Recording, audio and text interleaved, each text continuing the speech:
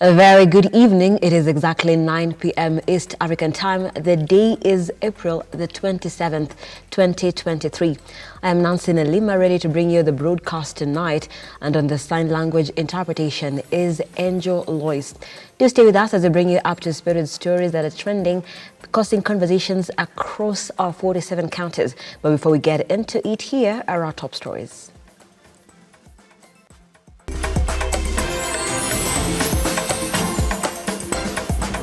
Tonight on Lookup News, we have arrested Pastor Ezekiel Ombok Odero of the New Prayer Center and Church at Mavueni in Kilifi County. Televangelist Ezekiel Odero to be charged with mass killings of his followers, says Interior CS Kithure Kindiki as his supporters protest his arrest. More bodies exempt from Shakahola, bringing the number of bodies to 103. We have told them to put very stringent fines and imprisonment terms for people who are found to manufacture illicit alcohol. And Deputy President Rigathi Gachagua says more rehabilitation centers to be established across the country as war on illicit brew intensifies. Once more, welcome to the broadcast. The hashtag is Lookup News. And of course, you can stream this live broadcast across all our social media platforms at Lookuptv on Twitter, Lookuptv on Facebook, and Lookuptv on our YouTube channel. Let's begin. Televangelist Ezekiel Odero of the New Life International Church has been arrested at his Kilifi residence in connection with the mass killings of his followers. According to Interior CS Kithure Kindiki, Odero is being processed to face criminal charges as the exhumation exercise enters day 7 at the Shakahola Forest.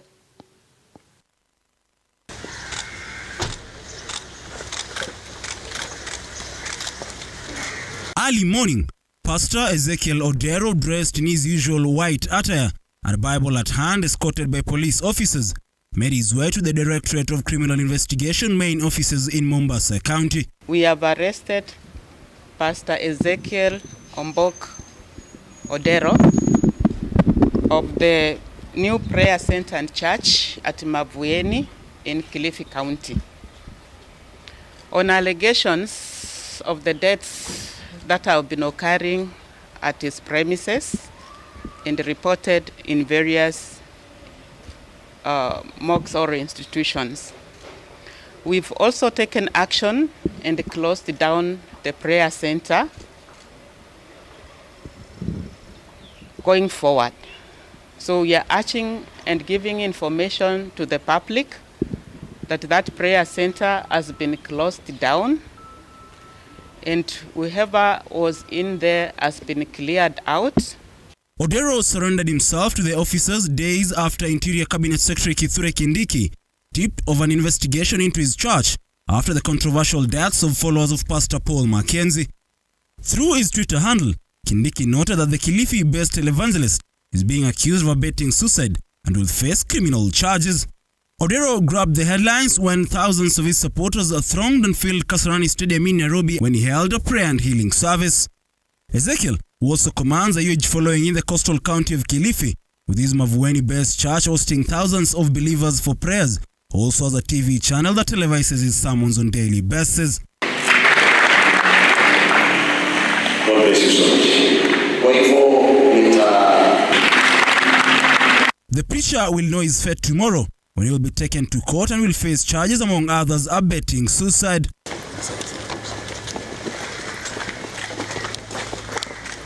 Ian Keitani, Lookuptv. Thank you, Keitani. And still in Kilifi, the death toll of Shakahola massacre has risen to 103 as 5 more bodies have been recovered today by the DCI. This comes as the followers of Pastor Ezekiel Odero of New Life Prayer Center demonstrated outside his church following his arrest today. The Shakahola massacre has continued to unravel as DCI recover 5 more bodies today, having the death toll rise to 103. Yesterday, the body count stood at 98 as the DCI uncovered 6 more bodies buried in the vast piece of land. Meanwhile, the followers of Pastor Ezekiel of New Life Prayer Center have demonstrated outside the church following his arrest over alleged deaths within the church premises and his association with Pastor Mackenzie. This comes as the wife of Deputy President Dorcas Rigathi terming Pastor Mackenzie as a criminal and not a pastor. Na kama kuna mharifu, sisi tunasema kama Paul Mackenzie ako na shida na amepatikana, huyo ni Paul Mackenzie. Hata mama yake asiingizwe kwa hiyo, hata baba yake na familia yake haiko hapo, na kanisa la Bwana liachiliwe, kwa sababu huwezi kuchukua mtu mmoja na kwa sababu ulikuwa na mambo yako unaingiza maneno, unaanza kusema sijui makanisa ilifanya. Paul Mackenzie sio kanisa, yeye hata anasema si pastor, yeye ni master. So we treat him as he is. Dorcas Rigathi has been associated to Pastor Ezekiel after she recently attended one of his events. David Alex, Lookup TV. Thank you, David. Away from that, President William Ruto has signed the Division of Revenue Bill, paving way for the preparation of budget estimates for the financial year 2023-2024. County governments will now receive 385 billion and upward of 15 billion on 370 billion advanced to counties in the current financial year. And as our reporter Henry Tende now files, the increase in equitable revenue to the counties is not enough, as the Council of Governors were demanding 420 billion.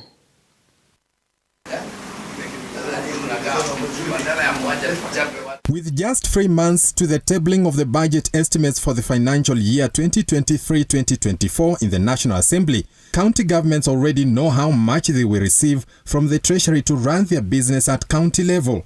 President William Ruto has approved the Division of Revenue Bill and the National Assembly Bill number 9 of 2023. In the coming financial year, President William Ruto has approved Kenya shillings 385.4 billion equitable revenue to devolved units. This figure represents an increase of 15.4 billion on 370 billion advanced to counties in the current financial year. The increase, however, falls short of the amount of 420 billion the Council of Governors were demanding from the national government.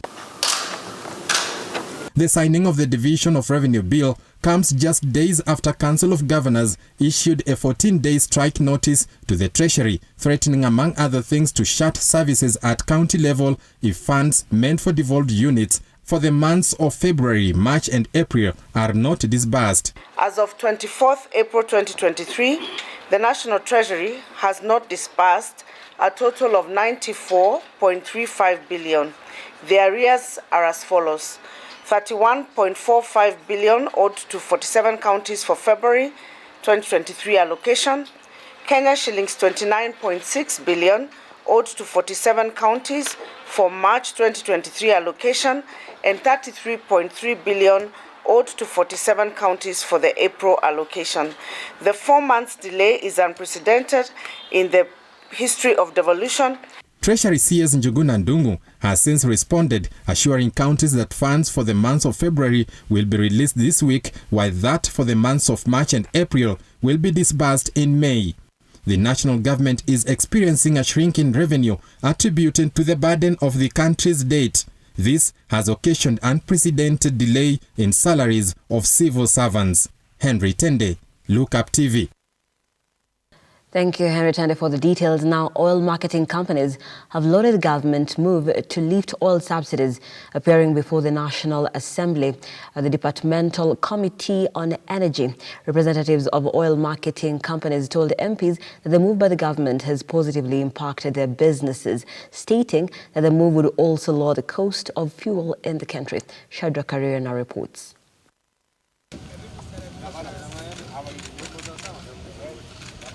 Barely 2 weeks after the government of Kenya launched government-to-government approach to oil importation in the country, oil marketing companies have come out to express their happiness about the new mode of business. The longevity of this arrangement. Appearing before the National Assembly Departmental Committee on Energy on Thursday, companies' representatives told the committee that the lifting of fuel subsidy by the government has come out with a lot of goodies to their businesses. In terms of what is happening, G2G, we are the guys who are first hit by any issue that has to do with fuel supply in the country, because most of us are not franchised, and so we don't have an ongoing contract with the multinationals, such that if there is a problem within the fuel supply chain, we are not covered. So what is happening right now, I can confirm that it has brought back life. The companies told the members that initially, small fuel marketers were badly affected by the subsidy since they face hard time to compete with other companies whose fuel had already been subsidized by the government. During the subsidy, we did not have margins, so most of us had to close our outlets. So we can confirm that we don't have issue of supply today, and we also don't have an issue in terms of margins. So you are likely now to start seeing some the businesses in the rural areas, those single pumps. I'm sure in your constituencies, wherever you come from, you'll find that guy with one pump somewhere dispensing fuel to some motorbikes, some probox, the ones that run the rural economy. You'll find that those guys starting now to come back. The lifting of fuel subsidies in the recent days has raised concern, with the opposition politicians accusing the government of propelling the high cost of living. The move, according to the committee chair, will lead to reduction of fuel prices in the country. And it is very, very clear that the people who matter most in the oil industry are actually the oil marketing companies. And if they are saying they are happy, then who is unhappy really? Because the business around oil marketing, all the oil we get to our petrol stations comes from these people you have seen here. It means that if the dollar goes down, then what you normally see EPRA doing every month is adjusting the price because of the dollar fluctuation. Meaning that whenever you hear the price has increased has been announced as increased by EPRA, it means the dollar has gained traction against the Kenya shilling. So now we are trying to solve a dollar problem, which is both the availability and the pricing. Shadrach Kareria, Lookup TV. Now, scores of families were forced to spend the night in the cold following flash floods that hit several villages in the Bibi area of Naivasha. During the midnight incident, property worth thousands of shillings was damaged and swept away by the gushing waters from Maela and Eburu Hills. Among the affected villages were Nduro, Huruma and Central, forcing residents to relocate to higher grounds as the rains continued to pound the area. As floods continue to ravage various parts of the country, scores of families in the Bibi area of Naivasha have been displaced as a result of flooding. It is feared that hundreds of houses have been carried away by the floods, residents now calling on the county and national government to intervene and give a permanent solution to the recurring floods. Tutalala wapi leo? Mvua inanyesha bado inanyesha. Tutakaa wapi? Hiyo ni shida tuko nayo. The move comes barely after similar flash floods killed 7 people in Olderai area in Gilgil and left several others displaced. In the latest incident, the rains left a trail of destruction, flooding several homes and schools, sweeping across farms and destroying plants. Kweli kutoka juzi hii ni mto sasa ile imetulemea mara 5 imekuja, lakini hii ya jana usiku ilikuja nyingine ya saa 3 ikakuja nyingine ya saa 5:30.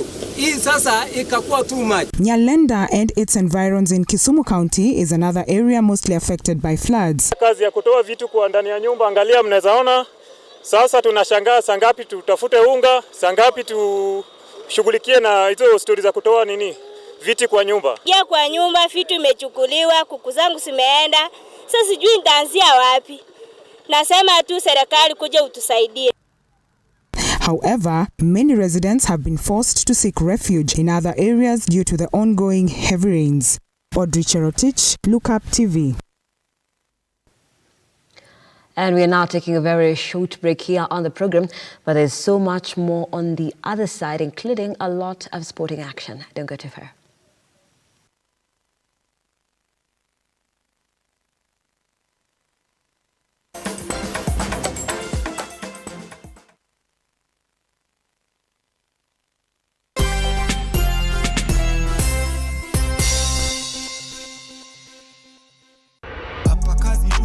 Hapa kazi tu yo yo.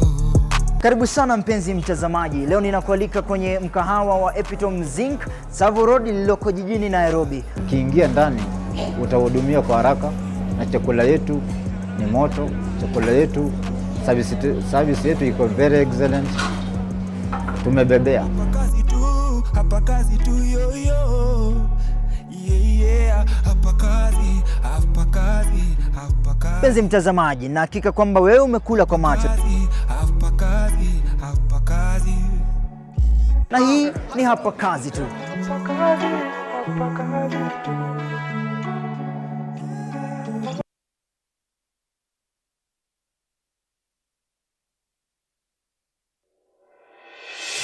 A man, a symbol of strength, power, and leadership. What does it take for a man to meet society expectations of provision and leadership? Lazima uwe mtu wa bidii, lazima ukija kuwa lazima uwe ni provider.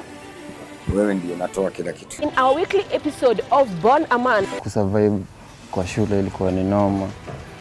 Yeah, getting something to eat bado, especially in my last 2 years ilikuwa ngumu sana. Moving from State House Road to Kahawa Ndani, where now they came back to be hosted. We embark on telling stories of what it takes to become a man in today's society, like it has never been told before. I know men, we are cowards. Because tunaambiwa watu ati kufa kimwanaume. Kufa kimwanaume, that's nonsense. This is the life of a man.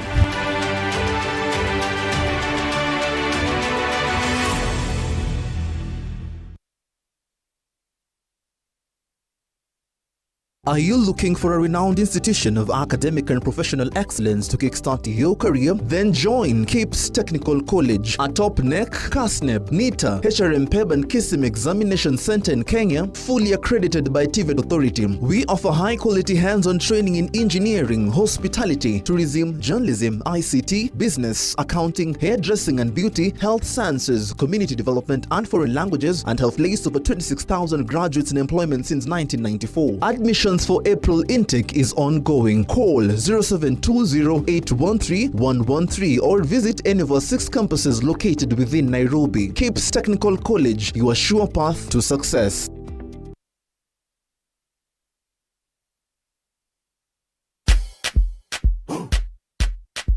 Sensei Institute of Technology is the home to the best practical courses, giving you a hands-on experience to handle the world. A place to build your skill and see the world. For you to join us, ensure you have your national ID card and be ready to enjoy the ride. Sensei College, my skills, my future.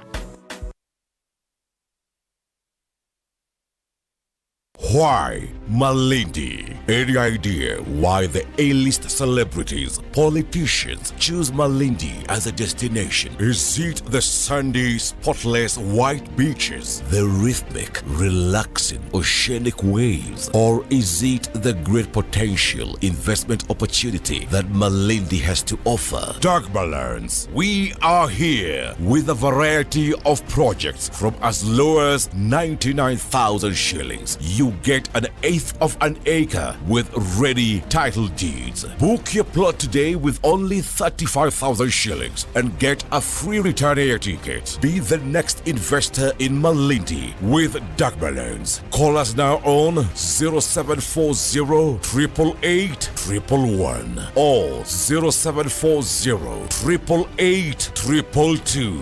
Dark Balance. We promise, we deliver. Why wait? 20 Malindi.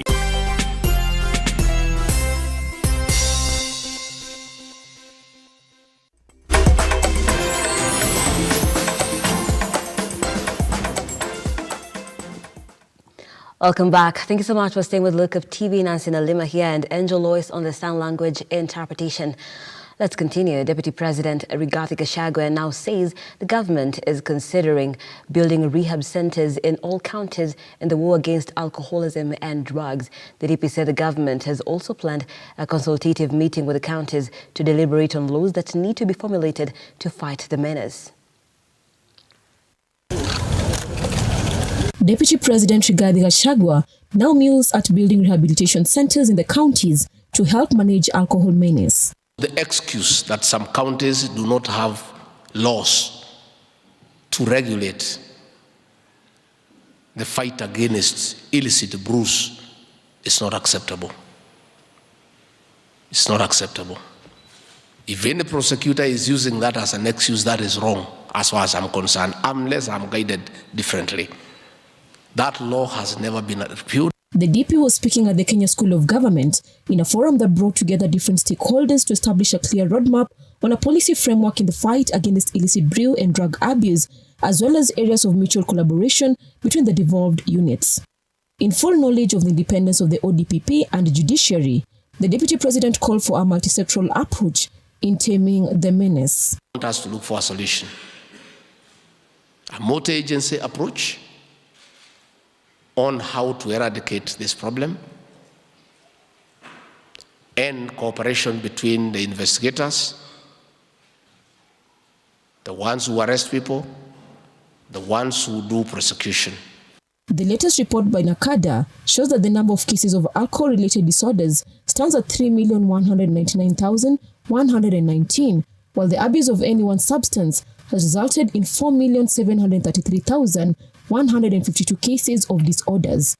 Despite the increase in alcohol consumption, public rehabilitation facilities are few, pushing the national government to start a program in the 5 affected counties that will see the setting up of rehabilitation facilities for the addicts. Once we map all the addicted persons using the community health volunteers, which is an exercise that has begun, the county governments will consider to give them NHIF cover that can take them to rehabilitation centers that are quite expensive.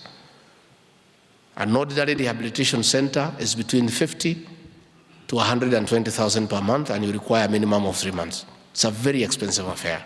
The Deputy President working around the clock to ensure there will be laws in the 5 affected counties to regulate alcohol consumption by 30th of June. This is among the many consultative forums convened by the Deputy President alongside various stakeholders, and is expected to see a radical measure that will go an extra mile to eliminate the consumption of illicit brew in central Kenya and Kenya at large.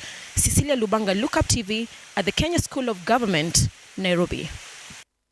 Thank you, Libanga. Now to the coast region. A distraught family in Kitsoeni village, Chonyi, Kilifi County, is appealing to President William Ruto to help them bury their father, who once gave him a rooster as a gift. The family of the late 85-year-old Mwatsuma Nyale say Ruto visited their homestead in 2019 while he was the deputy president and officially launched the rural electrification project by switching on the lights at Nyale's 2-roomed Makuti thatched house. Gladys Masharia with more.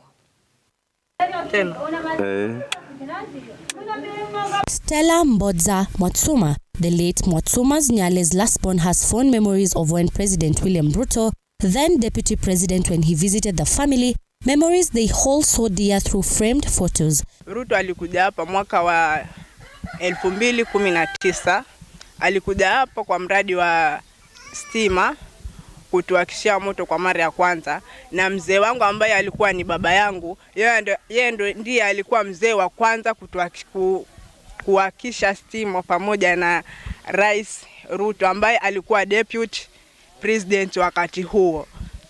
Naye aliweza kumtuza jogoo la kuku ambaye lilikuwa ni zawadi yake kwa furaha aliyokuwa nayo mzazi wangu.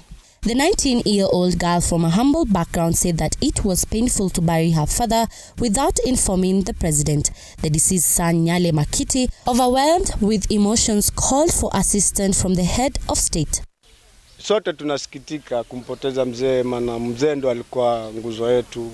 Hatuna mengi zaidi, tunaomba tu msaada tumzike baba yetu. Rogers Chilango Mabenda said that the deceased was chosen to host Mr. Ruto because of his stature in society, adding that it was through him that the village got electricity. His sentiments were echoed by Mr. Gilbert Pero, a family member who said that the deceased should be given a dignified send-off. Hivyo tunataka tu salamu zimfikie mzee Ruto hapo alipo, ili ajue rafiki yake Mwatsuma Nyale Ngotolo amefariki katika kijiji cha Kitsoeni. Gladys Masharia, Lookup TV.